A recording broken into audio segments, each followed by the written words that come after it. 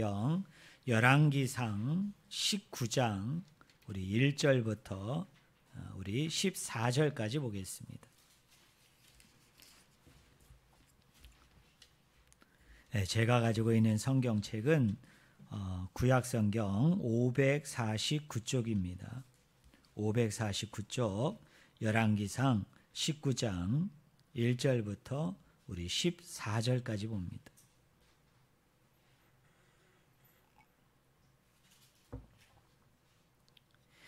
제가 말씀을 읽습니다. 열왕기상 19장 1절부터 14절 제가 말씀을 읽습니다.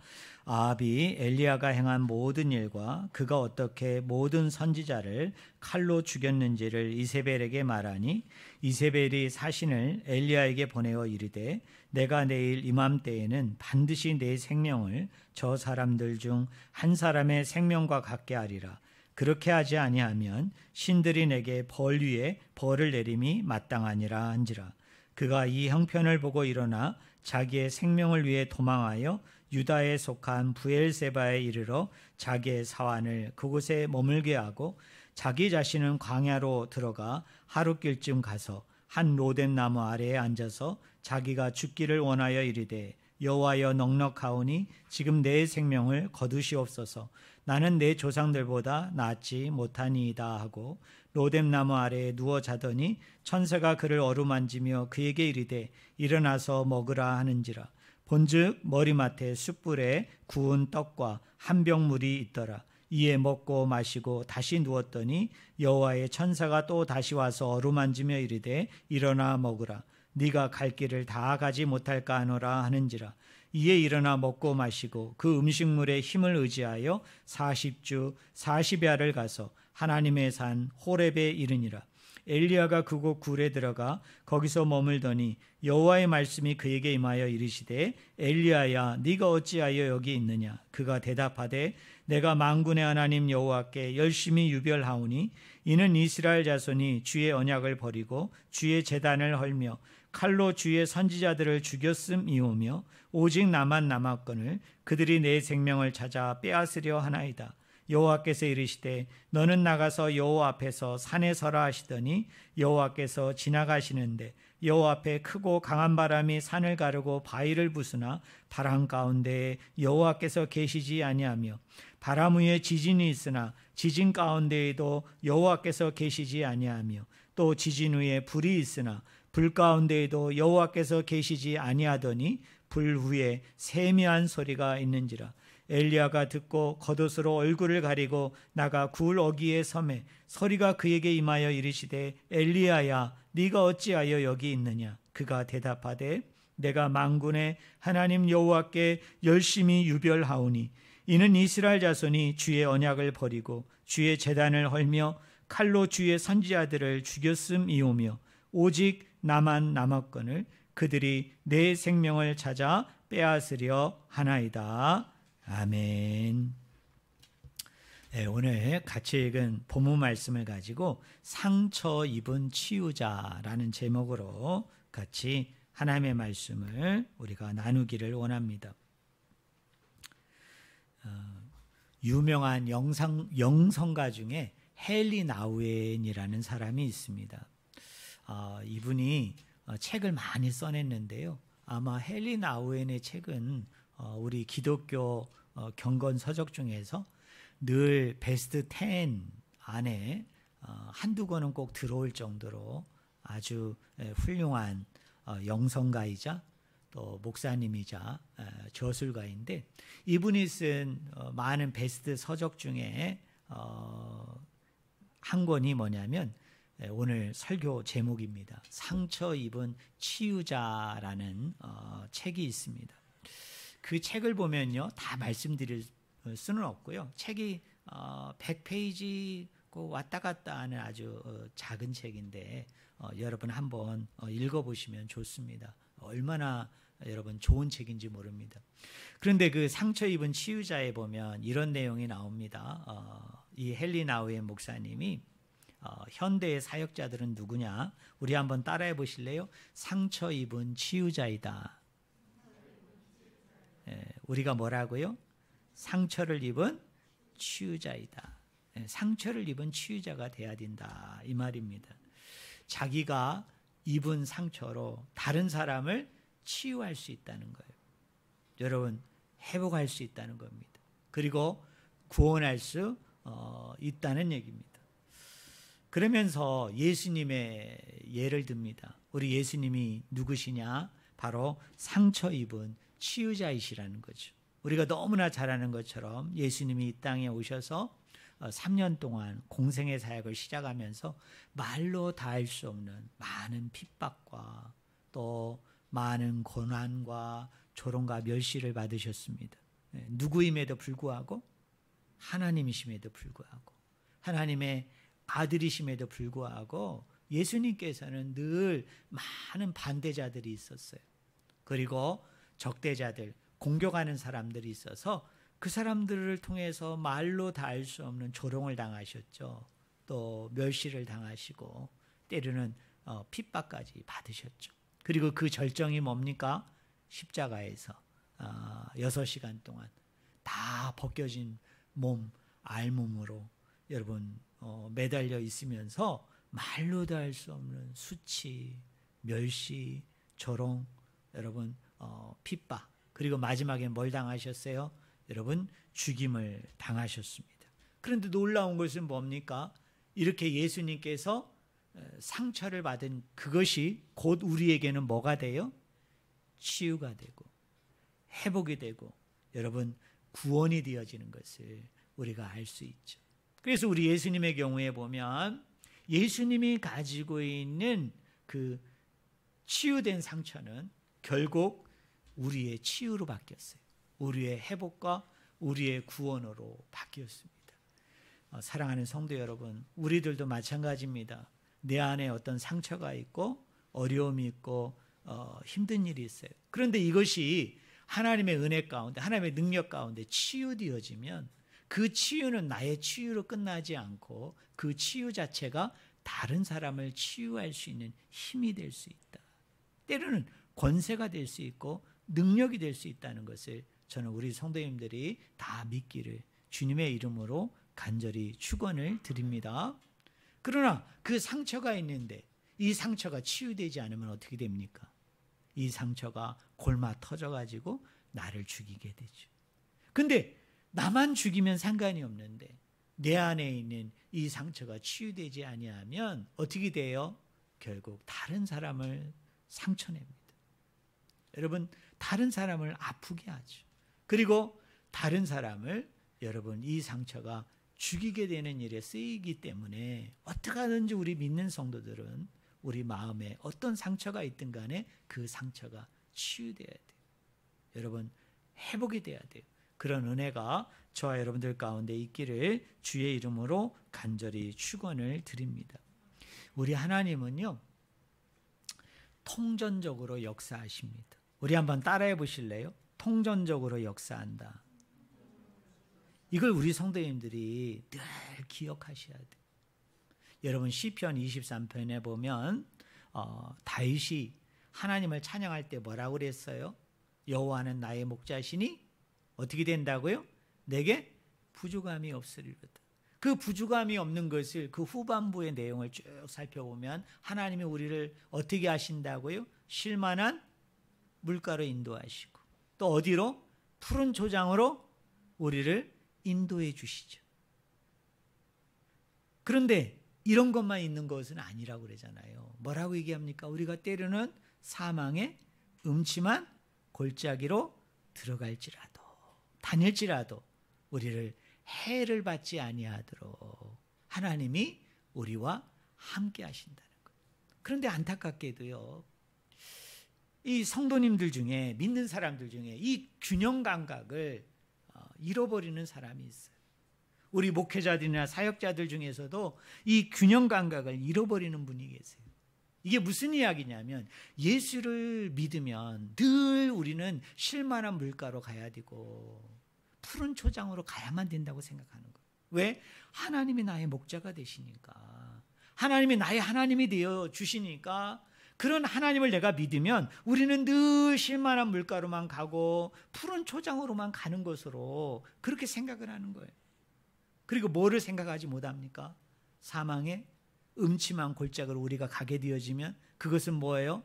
뭔가 내가 하나님 앞에 불순종해서, 뭔가 하나님 앞에 내가 범죄해서, 뭔가 하나님의 마음을 내가 기쁘게 하지 못해서 그의 노여움을 산 결과로, 그 죄의 결과로 말미암아 여러분 그것이 나에게 주어진 것으로, 그래서 이 균형 감각을 늘 잃어버리는 거예요. 한쪽으로만 치우치는 거예요. 한쪽으로만 얘기하는 거예요. 그리고 다른 쪽은 뭡니까? 보지를 못해요. 다른 쪽은 이야기하지를 못해요. 그런데 우리 탁 터놓고 얘기해 봅시다. 여러분, 제가 올해 이제 50대 중반을 넘었거든요. 저라는 사람을 봐도 한 살 때부터 지금까지 인생을 살아오면서 여러분 기쁠 때도 있었죠. 즐겁고 감사할 때도 있었죠. 하지만 저도 고난이 있었어요. 여러분 어려움이 있을 때가 있었습니다. 또 시험이 있을 때가 있었습니다. 또 여러 가지 유혹에 넘어져서 헤매고 방황할 때가 저라고 왜 없었겠어요? 여러분 우리의 인생은 늘 이렇게 마른 자리, 늘 복된 자리, 늘 은혜로운 자리, 늘 감사한 자리로만 나아가지 않아요. 여러분 건강했던 사람이 어느 한순간에 건강을 잃어버릴 수도 있어요. 그죠? 멀쩡한 직장을 다니던 사람이 어느 날 갑자기 내가 실수했든 다른 사람이 실수했든 아니면 모함을 받든 어떤 일이든 여러분 내가 그 직장에서 여러분 물러날 수도 있는 거죠. 내가 어떤 사업을 하는데 어떤 때는 그 사업이 잘 될 수도 있지만 그러나 때로는 많은 풍파가 있고 어려움이 있고 힘든 일이 있어서 그 사업이 여러분 안 될 수도 있고 그 사업을 접을 수도 있다는 것을 우리는 늘 기억해야 됩니다. 제가 부목사 시절에 안양에 있는 어떤 호스피스 병동에 우리 사랑하는 권사님 한 분이 이제 암이 온몸에 이제 전이가 되어져서 이제 병원에서 가망이 없다고 가족들 보고 준비하라고 그래가지고 이제 자녀들이 의논을 해서 그 어머니를 호스피스 병동에 이제 모신 거예요. 그리고 나서 연락이 왔습니다. 목사님, 저희 어머니 호스피스 병동에 모시게 되어졌는데 한번 신방 오셔서 기도해 주셨으면 좋겠습니다. 그래서 제가 이제 여자 전사님하고 신방 대원들을 데리고 제가 호스피스 병동으로 올라갔습니다. 그 호스피스 병원은 천주교에서 이렇게 운영하는 병원이었어요. 그래서 이제 1층 그 안내하는 부스에서 이제 물어보고 이제 몇 호실에 있다는 얘기를 듣고 이제 그 병실에 이제 쫙 따라 올라가는데 그 병실에 이제 딱 들어가려고 했더니 어떤 수녀님 두 분하고 몇몇 이렇게 돕는 분들이 그 문 앞에서 기다리고 있더라고요. 이분들이 왜 나를 이렇게 환영하려고 이렇게 기다리나? 그래가지고 이제 막 들어가려고 그랬더니 제지를 하는 거예요. 그래서 제가 놀랬죠. 아니 내가 환자를 보러 왔는데 왜 제지하나? 그땐 코로나 상황도 아니었기 때문에. 그러는데 이제 수녀님 한 분이 아주 부드러운 목소리로 정중하게 저에게 부탁을 하는 겁니다. 목사님이십니까? 예, 제가 목사인데 목사님 신방 오신 거죠? 기도하실 거죠? 그래서 예, 당연히 제가 잠깐 말씀을 증거하고 제가 기도하려고 합니다. 그랬더니 이 수녀님이 저에게 아주 간곡하게 부탁을 하는 겁니다. 목사님 오해하지 마세요. 제가 부탁을 하나 드리는데 목사님 기도하실 때 제가 많이 겪어봐서 아는데 절대로 뭐 치유를 위해서 또 이분이 기도받으면 여러분 그 암덩어리가 막 소멸이 되고 없어지고 낫는다고 그렇게 기도를 안 해주셨으면 좋겠습니다. 그 얘기를 하는 거예요. 그래서 제가 물었죠. 아니 왜 그렇게 하면 안 되나요? 무슨 문제가 있나요? 그랬더니 자기들이 이 호스피스 병동에 이제 들어오게 되어지면 이분들을 집중적으로 이렇게 관리하면서 어떤 관리를 하는 거예요? 별 무리 없이 큰 고통 없이 어디로? 하나님이 그 천주교도 그건 믿으니까 하나님이 예비하시고 준비하신 그 다음 세계 천국이 있다는 것을 알고 그거를 소망하고 바라보도록 자기들이 계속 그렇게 얘기를 한다는 거예요. 그런데 갑자기 개신교 목사님들이 오시면은 헛된 그분 말은 그래요. 정말 헛되고 헛된 소망을 자꾸 집어넣는다는 거예요. 그게 뭐예요? 지금이라도 믿으시면, 지금이라도 회개하고 저랑 같이 기도하면은 암덩어리가 뭐예요? 한순간에 없어질 줄로 믿습니다라고 막 기도하면은 목사님이 가고 난 후에 자기들이 그 프로그램을, 그런 일을 진행하는데 여간 힘든 게 아니다. 여간 힘든 게 아니다. 그러니까 목사님 제발 그렇게 해주지 말아주세요. 그래서 어떻게 합니까? 제가 알겠습니다 하고서 저도 깨달은 바가 있어서 제가 그분을 안수기도할 때 하나님, 우리 권사님 편안하게 갈 수 있도록, 큰 고통 없이 천국을 소망하니까, 어차피 뭐 이 땅이 더 좋고 천국이 덜 좋고가 아니라 어떤 의미에서는 천국이 더 좋으니까 하나님 이 영혼을 주님의 손에 올려드립니다 했더니 우리 권사님이 너무 편안한 가운데 아멘 아멘 하시다가 일주일이 안 되셔서 소천에서 제가 장례 예배까지 다 인도했던 그런 기억이 납니다. 사랑하는 성도 여러분, 하나님은 우리에게 기쁨과 능력도 주시지만 때로는 슬픔과 영혼의 어두운 밤을 통해서도 일하시는 분이에요. 여러분 믿으십니까? 우리 하나님은 능력과 빛으로도 일하시지만 슬픔과 두려움을 통해서도 일하시는 거예요. 때로는 우리를 실만한 물가도 인도하시고 푸른 초장으로도 인도해 주시죠. 저는 믿습니다. 여러분도 믿으시죠? 하지만 때로는 내 인생이 늘 그럴 수는 없어요. 우리가 사망의 음침한 골짜기로 갈 수도 있습니다. 그 가운데 우리 하나님은 그러면 그런 데에서는 역사하지 않느냐, 일하시지 않느냐? 아니에요. 그 가운데에서도 하나님은 우리가 믿음을 잃지 아니하도록, 신앙을 잃어버리지 아니하도록, 그런 가운데 속에서도 하나님을 의지하고 바라보도록 그 가운데 역사하시고 함께 하시는 분이 누굽니까? 하나님 아버지이심을 저는 여러분들이 꼭 믿기를 주의 이름으로 축원을 드립니다. 우리가 이래서는 안 되잖아요. 내가 원하는 대로 뜻하는 대로 기도해서 다 이루어지면 감사하고, 그런데 내가 어려움이 있어요. 힘든 일이 있어요. 그런데 내가 기도했는데 응답하지 않아요. 그때 원망하고 불평하는 것은 그건 건강한 그리스도인이 아니에요. 여러분 그것은 바람직한 그리스도인이 아닙니다. 바울은 고백합니다. 고린도서 12장 1절부터 10절을 보면요, 바울이 이런 얘기를 해요. 하나님께서 나에게 육체의 가시를 주었다. 거기 7절에 보니까 여러 계시를 받은 것이 지극히 크므로, 여러 가시를 받은 것이 지극히 크므로 너무 자만하지 않게 하려고 하나님이 나에게 주셨다고 이야기합니다. 여러분 오늘 우리는 그 사도 바울에게 그 육체의 가시를 나중에 그 뒷부분에 보면 사탄의 사자라고 표현하는데, 여러분 이 육체의 가시가 우리는 구체적으로 무엇인지를 알지 못해요.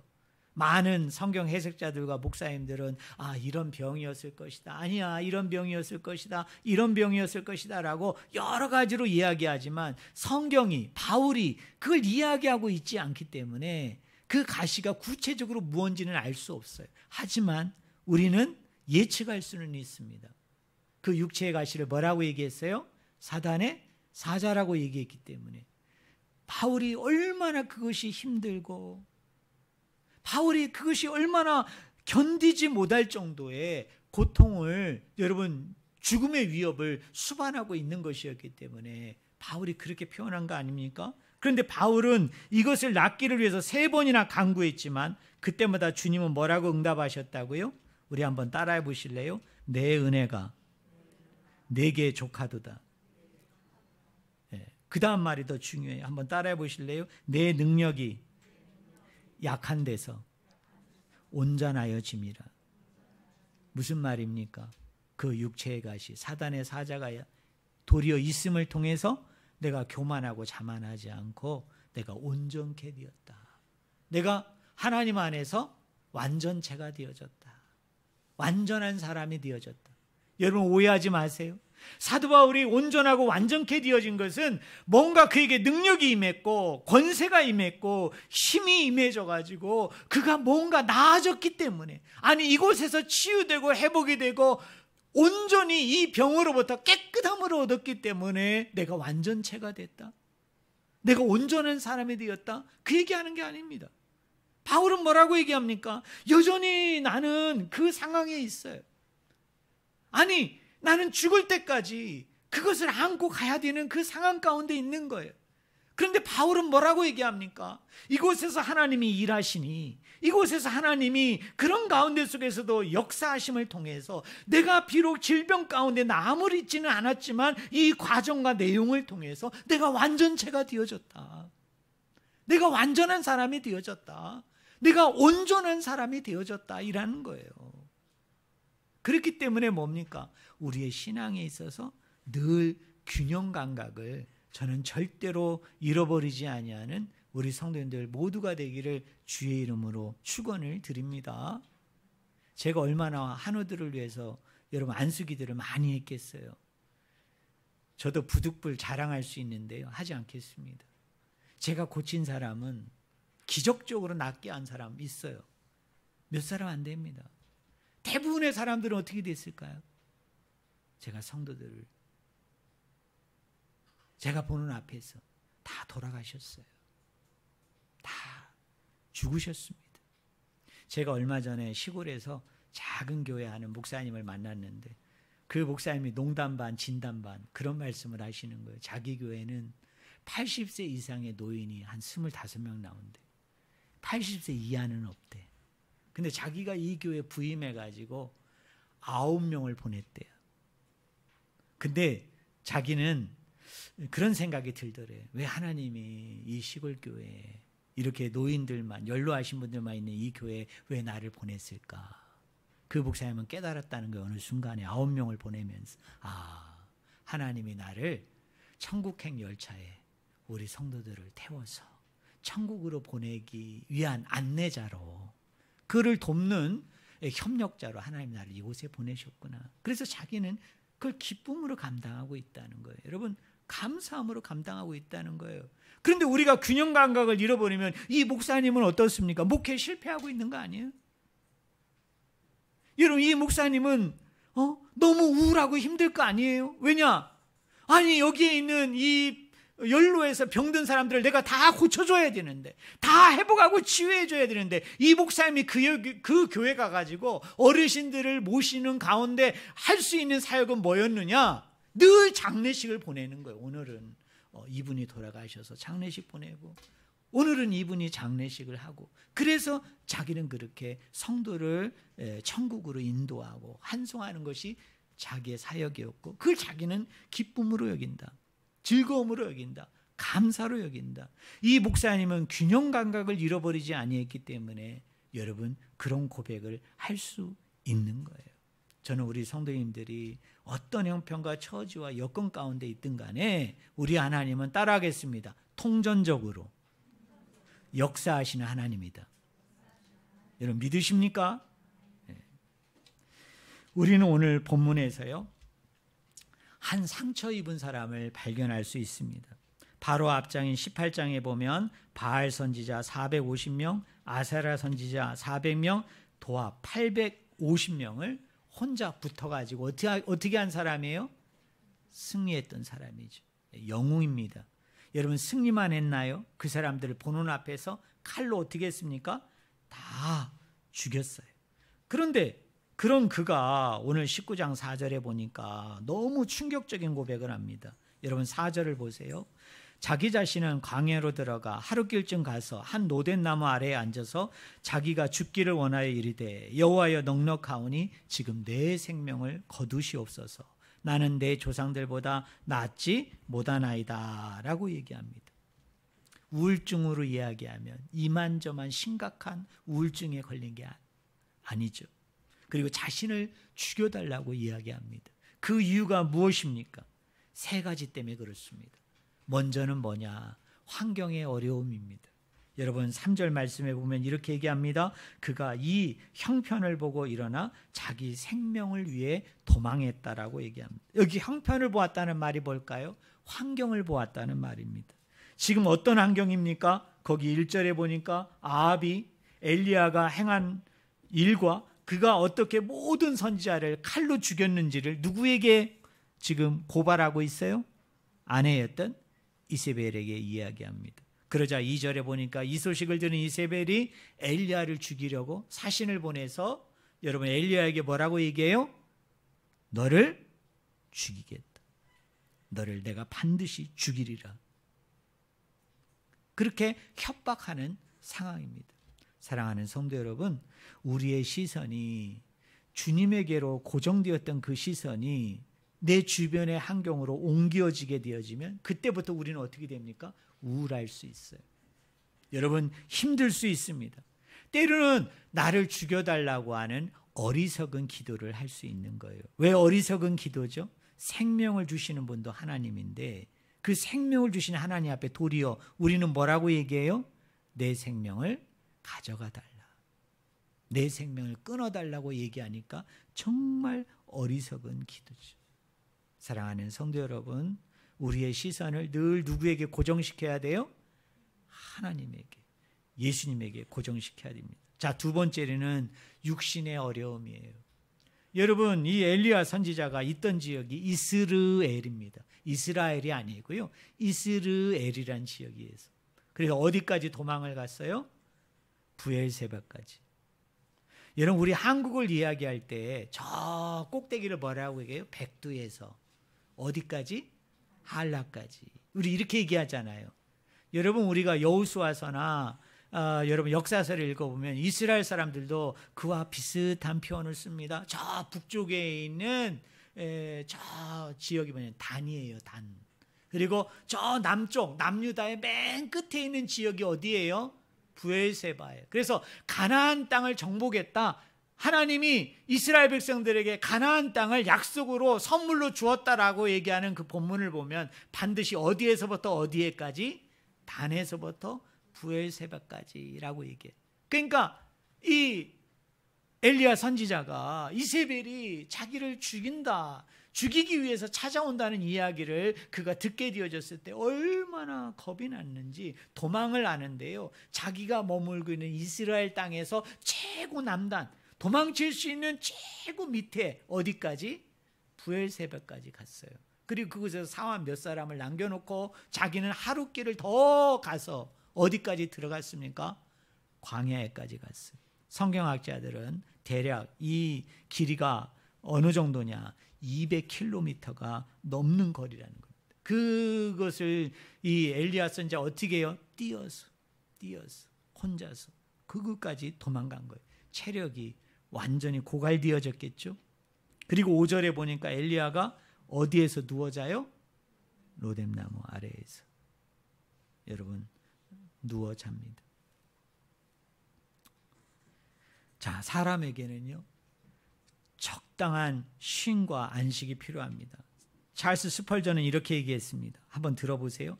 짐을 끌고 다니는 가축이라 할지라도 때때로 풀밭에서 쉬게 해야 한다. 바다 역시 밀물 때 한 번, 썰물 때 한 번 쉰다. 겨울에는 땅도 몇 달 동안 안식한다라고 얘기했어요. 사랑하는 성도 여러분, 우리의 몸은 슈퍼맨, 슈퍼걸이 아닙니다. 우리의 몸은 어떻게 해요? 쉬어줘야 돼요. 그리고 몸만 쉬는 것이 아니라 뭐도 쉬어야 됩니까? 우리의 마음도 쉬어야 됩니다. 그래야만 이 우울증에서 우리가 벗어날 수 있어요. 이 내면의 깊은 상처로부터, 이 내면의 이 큰 어려움으로부터 우리가 자유하고 회복할 수 있어요. 그런데 쉬지를 못하면 어떻습니까? 육신적으로 고갈됩니다. 육신적으로 피곤하고 지칩니다. 그러다 보면 이 상처가 치유될 길이 없어요. 회복이 될 길이 없어요. 그리고 육신의 그런 공고함이 더 이렇게 심해지다 보면 그것으로 인해서 마음의 병이 생기고 몸에 병이 생기고. 그런데 그것만으로 끝나면 좋겠는데 여유가 없어요. 사람이 여유가 없어요. 그러다 보니까 남을 향한 이해, 남을 향한 공감, 남을 향한 배려를 할 수가 없는 거예요. 왜요? 몸이 너무 힘든데, 몸에 여력이 없어요. 몸이 완전히 지쳐가지고 만신창이가 되어졌는데 내가 누구를 이해해주고 누구의 말을 들어서 공감해주고 그 사람과의 관계 속에서 내가 그 사람을 어느 부분에서 배려해줘야 되는데 그 배려가 나올 수가 있겠어요? 지금 엘리야 선지자가 그런 거예요. 환경적인 어려움도 있었지만 너무나도 그 먼 길을 한순간에 달려왔기 때문에 몸이 지칠 대로 지쳐 있었기 때문에 그 어떤 곳에서도 이 사람이 위로나 평안이나 치유를 받을 수 있는 길이 없었던 거예요. 세 번째로 뭐냐면 감정의 어려움이었어요. 이렇게 환경과 육체가 어렵다 보니까 실제보다 더 강한 느낌을 받았는데, 여러분 엘리야 선지자가 2번에 걸쳐서 하는 말이 뭐예요? 따라하겠습니다. 나만 남았다. 나 홀로 남았다. 여러분, 우리는 안 그렇습니까? 환경적으로 너무나 어려움을 당하다 보면, 육신이 너무 피곤하고 지쳐가지고 고갈되어지다 보면요, 이 엄습해오는 생각 중에 하나가 뭐예요? 네? 나만 남았다. 나만 홀로 있어. 남편이고 아내고 자식이고 뭐고 다 없는 것 같고, 다 불필요하고, 괜히 나를 해방하고 괜히 나를 공격하고 적대하는 것 같아. 그냥 나만 남았어. 그래서 하나님 앞에 마냥 한탄할 수밖에 없는 거예요. 왜 그 사람들이 나를 이해해 주지 못해서, 왜 그 사람들이 나를 공감해 주고 배려해 주고 함께 해 주지 못해서, 하나님 왜 나만 남겨놓는 겁니까? 왜 나만 이렇게 힘들어야 됩니까? 왜 하나님 나만 이렇게 힘들어 해야 됩니까? 라고 이야기할 수밖에 없는 거예요. 자, 이런 엘리야에게 하나님이 뭐라고 얘기해요? 자, 한번 따라하겠습니다. 7,000명을 남겨놨다. 그런데 이 본문을요, 오해하시면 안 돼요. 많은 분들은 이 7,000명을 남겼다는 걸 뭘로 이해합니까? 엘리야 당시에 엘리야가 모르게 구석구석에 하나님의 사람을 7,000명이나 하나님이 두셨다라고 얘기하는데, 여러분 그런 뜻이 아니에요. 이것은 그 뒤에 보면 하나님의 일을 함께할 엘리사, 또 어떤 사람을 세우겠다라고 우리가 읽지는 않았습니다만 15, 16, 17, 18절에 보면 앞으로 세우게 되어질 사람들을 이야기하는 맥락이거든요. 문맥이거든요. 그러니까 이 7,000명도 지금이 아니라 앞으로 네가 세워야 될 사람이에요. 그리고 네가 못 세운다면 그 후대에 세우게 되어짐을 통해서 동역하게 되어질 그 사람들을 세워나가라고 하나님이 말씀하십니다. 자, 우리 결론적으로 봅시다. 자, 이런 엘리야 선지자를 하나님께서 회복하시고 치유하시는 방법이 무엇입니까? 우리 11절과 12절을 우리 한번 같이 읽어봅시다. 자, 19장 11절 12절 우리 같이 읽겠습니다. 같이 읽습니다. 좀 길어도 같이 읽겠습니다. 여호와께서 이르시되 너는 나가서 여호와 앞에서 산에 서라 하시더니 여호와께서 지나가시는데 여호와 앞에 크고 강한 바람이 산을 가르고 바위를 부수나 바람 가운데 여호와께서 계시지 아니하며 바람 후에 지진이 있으나 지진 가운데 여호와께서 계시지 아니하며 또 지진 후에 불이 있으나 불 가운데 여호와께서 계시지 아니하더니 불 위에 세미한 소리가 있는지라. 예, 여기를 보세요. 바람 그리고 지진, 불은 고대 근동 세계에서 신이 현현할 때, 신이 나타날 때 일어나는 징조였어요. 지금 하나님께서요, 우리 엘리야 선지자를 치유하시는데, 회복하시는데 어떤 방법을 쓰십니까? 바람이 아니에요. 여러분 잘 보셔야 돼요. 지진이 아닙니다. 불이 아닙니다. 물론 하나님께서 바람을 일으키셨어요. 지진을 일으켰어요. 막 불덩어리가 막 떨어집니다. 그때 엘리야 선지자는 이 광경을 보면서 무슨 생각을 했을까요? 지금 엘리야 선지자가 어디에 와 있어요? 갈멜산을 떠나서 지금 200km나 넘는 그곳을 달려와가지고 지금 하나님의 사자의 인도를 받아서 지금 어느 산에 와 있어요? 호렙산에 와 있어요. 신의 산입니다. 자, 예전에 아주 옛날에 이 시내산에서 똑같은 일이 있었죠. 모세가 하나님에게 뭐를 받을 때? 십계명을 받을 때, 언약을 맺을 때 하나님이 이런 모습 가운데 나타나셨잖아요. 엘리야도 그걸 기대했을 수 있어요. 바람이 불고 지진이 일어나고 불이 일어나는 거예요. 하나님이 그때 모세로 하여금 이스라엘 백성을 안전하게 저 애굽으로부터 탈출시켜서 이스라엘 백성을 가나안에 이르게 하는 데 있어서 그 모세에게 말로 닿을 수 없는 능력을 주었지, 권세를 주었지, 힘을 주었지. 와, 이것 봐라. 하나님이 내가 이렇게 나 이제 죽게 되어졌다라고 뒤로 벌러덩 누웠더니 음식을 먹임을 통하여 내 육신에 힘을 보태둔 상태에서 이 호렙산으로 나를 인도해서 이 광경 가운데 지금 하나님이 나타난 것을 보니까 나를 모세와 똑같이 들어서 나에게 뭘 주시는 것 같아요? 능력을 주실 것 같아요. 권세를 주실 것 같아요. 힘을 주실 것 같아요. 그리고 저런 힘과 능력과 권세라면 이세벨쯤이야, 아합쯤이야. 바로를 승리케 한 모세인데 바로와 비교해보면 이거는 비교가 되지 않는 사람들이에요. 야, 저들을 한 번에 쓸어낼 수 있겠다 라고 생각에 막 뭐가 됐을까요? 막 고무가 된 거예요. 여러분 그러지 않았겠어요? 나래도 막 흥분했을 것 같아요. 야, 이제 됐다. 하나님이 저런 권세와 능력과 힘을 나에게 주면 이제 끝난 거야 라고 여겼는데 11절 12절에 보니까 바람이 부는데 그 안에 여호와가 계시더라 안 계시더라? 하나님이 없어요. 지진이 일어나는데 그곳에 하나님이 있어요 없어요? 하나님이 없어요. 불이 막 떨어져 내리는데 자세히 보니까 그 안에 하나님이 있어요 없어요? 하나님이 없으세요. 그리고 있는 건 딱 하나입니다. 거기 12절에 마지막에 뭐라고 얘기해요? 따라하겠습니다. 세미한 소리. 그 세미한 소리를 영어 성경은 뭐라고 얘기하느냐 하면 낮은 속삭임, 또는 다른 성경은 뭐라고 번역을 했느냐 하면 온유한 속삭임이에요. 이런 건 다 어떤 거죠? 이렇게 엘리야의 귀를 살짝 하나님이 땡기시고 그 귓볼에다가 입을 가까이 대시고 지금 엘리야야, 엘리야, 옛날에 모세스 이렇게 부르는 것처럼 지금 그 영혼을 부르시는 거죠. 사랑하는 성도 여러분, 엘리야가 치유되고 회복이 되는 데 있어서는 바람이 아니에요, 불이 아니에요, 지진이 아니에요. 뭡니까? 하나님의 음성입니다. 하나님의 세미한 소리였습니다. 저는 우리 성도님들이 이것을 놓치지 않으셨으면 좋겠어요.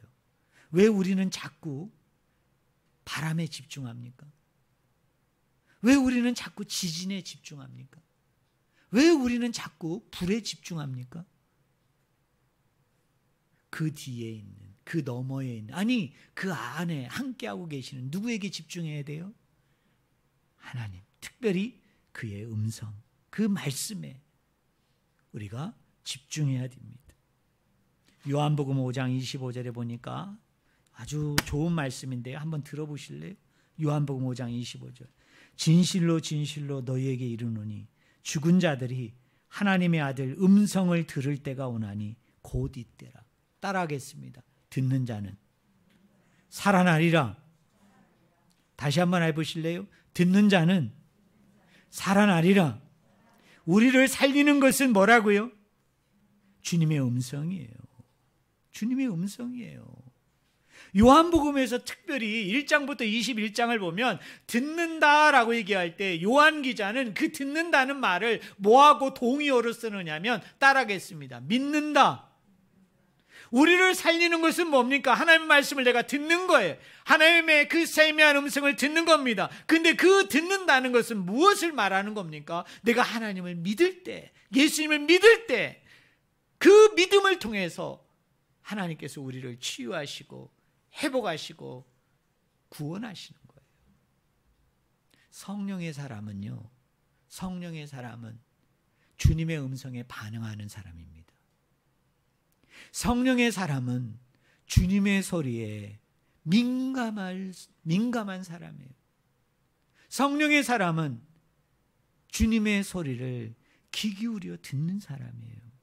근데 여태까지 많은 분들은 무슨 생각을 합니까? 성령의 사람은 이적과 기적과 능력을 보는 사람이라고 생각하는 거예요. 그거를 쫓는 사람이라고 생각하는 거예요. 그거를 붙잡는 사람이라고 생각을 하는 거예요. 물론 맞죠? 하지만 그것보다 더 중요한 게 있어요. 그게 뭡니까? 주님의 소리를 들어야 돼요. 주의 음성을 들어야 됩니다. 주님의 말씀에 귀를 기울여야 돼요. 여러분, 믿음은 어디에서 생긴다고요? 들음에서 생깁니다. 여러분 믿으십니까? 기적을 봐서 믿음 생기는 거 아니에요. 여러분, 이적을 봐서 믿음 생기는 거 아니에요. 요새 저 구로동에 만민중앙선교회는 난리 났어요. 교주가 성추행에 의해서 갇히고 난 이후에 자꾸 교세가 주나 봐요. 근데 그곳에 있는 많은 성도들이 제가 어느 일간지 신문에서 본 겁니다. 이야기를 한대요. 지금 저 감옥에 있는 목사님 다 문제 있는 거 다 안돼. 그런데 그 목사님이 있을 때 문제는 있었지만 교세가 왜 이렇게 많아졌느냐면 막 기적이 나타나고 이적이 나타나고 능력이 나타나서 보여주니까, 눈앞에서 그런 일이 일어나는 것을 보여주니까 많은 사람들이 그렇게 몰려왔다는 거예요. 그런데 지금 후임자는 안 뽑고 그 목사님을 대신하는 사람을 세웠는데 안타깝게도 그 목사님은 기적이 안 나타난다는 거예요. 능력이 안 나타난다는 거예요. 힘이 안 나타난다는 거예요. 그러니까 딜레마에 빠진 거예요. 똑같이 문제는 있는데 이전에 있는 목사님은 문제는 있어도 뭐는 나타났다? 능력은 나타나서 안 떠났다는 거예요. 그래서 사람들을 데리고 왔다는 거예요. 보라고. 근데 이번에는 뭡니까? 똑같은 문제는 있어. 근데 이 목사님의 더 큰 문제는 뭐예요? 능력이 안 나타나. 이적이 안 나타나. 힘이 안 나타나. 그러니까 만민중앙선교회 다니는 사람들이 요새 혼란에 빠진 거예요. 문제도 있어. 능력도 없어. 그러면 우리는 어떻게 하라는 얘기야? 그 전에 문제는 있어도 능력은 있어서 붙어 있었는데 능력까지 없으니까 붙어 있지 않는다. 여러분, 이재롱 목사가 능력을 일으킨 겁니까? 이재롱 목사가 권세를 일으킨 거예요? 아니에요. 아니에요. 악한 영이 일으켰는지 하나님이 그것을 하셨는지는 모르겠습니다. 그러나 성경적으로 본다면 오늘 우리에게 어떤 능력이 나타나고 권세가 나타나고 어떤 힘이 나타나는 것은 전적으로 누구의 능력이에요? 하나님입니다. 우리는 뭐의 도구일 뿐이에요. 우리는 그냥 그분에게 쓰임받을 뿐입니다. 그런데 이것보다 더 중요한 건 뭡니까? 성령에 민감한 사람은 따라하겠습니다. 주님의 음성에 민감히 반응한다. 저는 여러분들이 그런 분들이 되어지기를 주님의 이름으로 간절히 축원을 드립니다. 사랑하는 성도 여러분, 육신적으로 상처가 있고 또 정신적으로 마음적으로 상처가 있어서 너무나 심한 고립감에 고독감에 우울한 마음에 늘 사로잡혀 있는 분들이 계시다면 치유되고 회복이 되는 방법은 뭡니까? 주의 음성을 들으셔야 돼요. 여러분, 그러면 그럴수록 말씀을 자꾸 들으셔야 됩니다. 들으셔야 돼요. 말씀을 내가 읽고 또 듣고 듣다 보면 어느 순간에 하나님께서 나에게 그 말씀을 통해서 들려주실 때가 있어요. 말씀하실 때가 있어요. 그때가 비로소 뭡니까? 내가 회복이 되는 때예요. 내가 치유되는 때예요. 여러분, 우리가 그리스도를 믿고 구원받은 것도 마찬가지잖아요. 여러분의 경우는 어떤 경우인지 모르지만 저 같은 경우 제가 하나님을 만나고 그리고 그분을 만남을 통해서 제가 구원의 확신을 가지게 되어진 것은 언제였느냐? 말씀이었어요. 저 홀로 교회당에, 그 큰 교회당에 앉아서 막 울면서 부르짖어 기도할 때 하나님이 저에게 말씀을 주셨거든요. 그 말씀 속에서 하나님이 저에게 음성으로 다가오셨어요. 그때 제가 눈물을 펑펑 쏟아가면서 제가 회심의 경험을 했습니다. 중생과 거듭남의 경험을 했습니다. 사랑하는 성도 여러분, 내 상처가 치유되고 회복이 되어지는 것도, 내가 회심하고 구원받는 것도, 내가 어려움과 힘든 가운데 속에서도 나음 가운데, 온전한 가운데, 완전한 가운데 나아가는 것도 주의 음성을 들을 때인 줄로 믿습니다. 주님의 음성에 반응할 때인 줄로 믿습니다. 저는 여러분이 말씀을 더 가까이 하는 가운데 그 말씀 속에서 역사하시고 함께 하시고 들려주는 그 음성을 통해서 온전히 치유되고 회복이 되고 구원이 되어지는 저와 여러분이 되기를 주님의 이름으로 간절히 축원을 드립니다. 기도하겠습니다. 하나님 아버지,